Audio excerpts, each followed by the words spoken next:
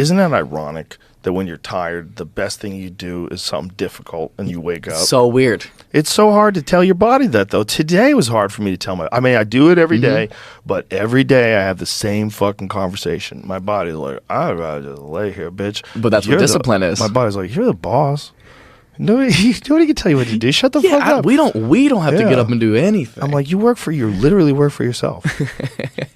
You don't have to be at work until 1:30. What are you doing? Go back to sleep. But then you have to ask yourself, what would David Goggins do? David Goggins would already be up.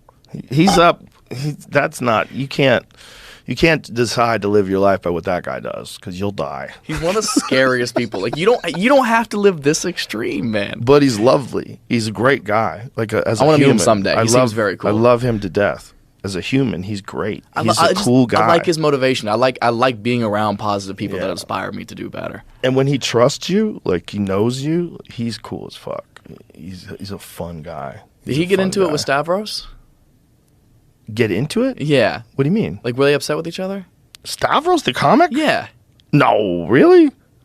I saw a weird cut up video that I didn't know if it was a real video. That's probably one of them Ping Trip videos. Oh my! It was 100%. Very funny. Yeah, it was our very boy funny. Ping Trip. Shout out to Ping Trip. Yeah. This is dude Ping Trip who takes. It was impressive. I was like, me and Duncan Trussell being in love with each other. There's like a ton of them out there. That's very funny. He's hilarious. He does a great job with those. Duncan's a good guy. Yeah, too. I don't think Stavros would say jack shit to David Goggins. Yeah, I was like, what? Nobody's going to talk shit to that guy. He's terrifying. His fucking will and resolve is terrifying. It's impressive. Oh, this is it? Yeah, it's so good. You want to try a cookie? You want to try from... Stop. Yeah, this one.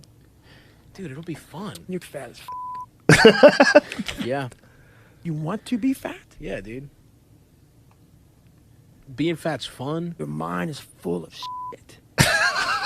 That's not okay. It's not okay. It's not acceptable. You need to work harder. I don't want to be doing work. You roll your fat ass out of bed and all you want is some fucking damn cinnamon buns and shit. Yeah, I love that. Man, you are a piece of shit. Oh my God, this is horrible. Yeah, man, that's why I was like, harsh. are they okay?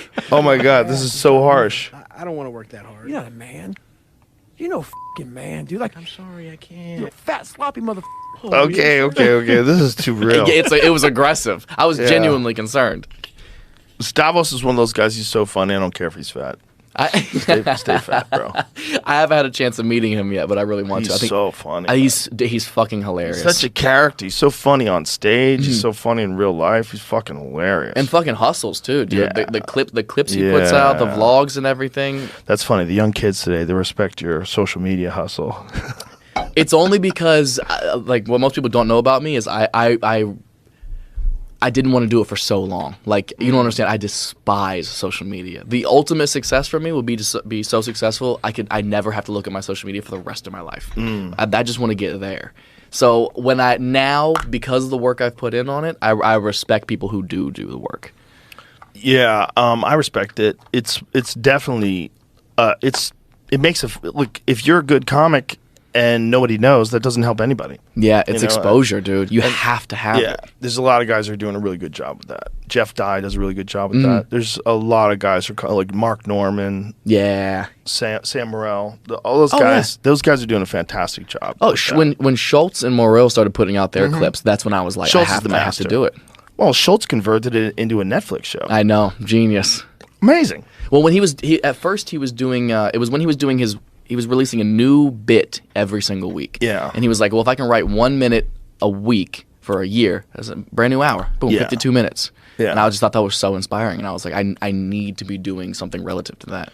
Well, it's also, the pandemic kind of opened up doors and also closed a shitload of them. But it did open up doors with time.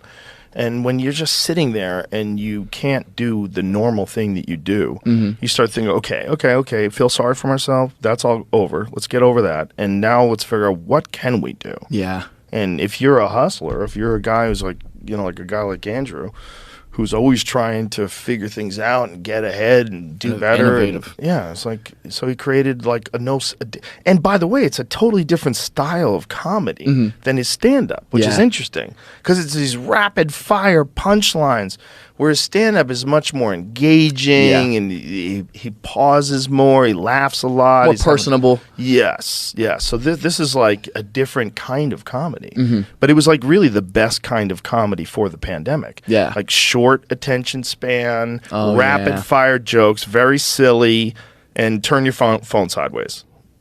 It changed everything. Yeah. That's scary to think about. You had to do it. You got to do something. It was almost like a late night show, the way he wrote that material. Yes. Yeah. And the attention span during that time period was so fast. Remember we thought Quibi was going to be a good thing?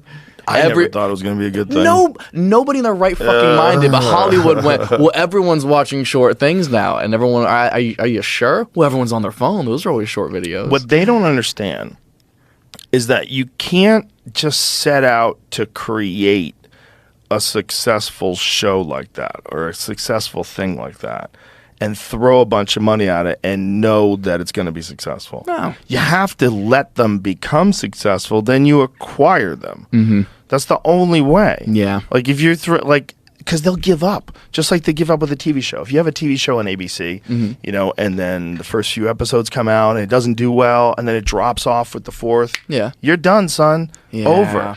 But if you have something that you've developed on your own and you put it on and these videos go viral naturally, then it makes sense that you have like a channel where there's 10 seconds, these videos that have already gone viral and people know to look for them. But if you're trying to get people to sign up for some new fucking thing while YouTube already exists, and you're going to dump all the, unless you're like completely uncensored, like Rumble or something like that kind of makes sense. That makes sense. But you're not going to be able to compete with them in terms of just entertainment. There's everything on there. I will respect them taking a risk that Hollywood just doesn't do anymore. Every meeting I go into now is like, so what reboots do we want to do? Right. Like that's a real conversation every single meeting I have, and it's so sad. Well, there's probably less projects than ever before. Yeah, And definitely. There's probably less money than ever before and less certainty.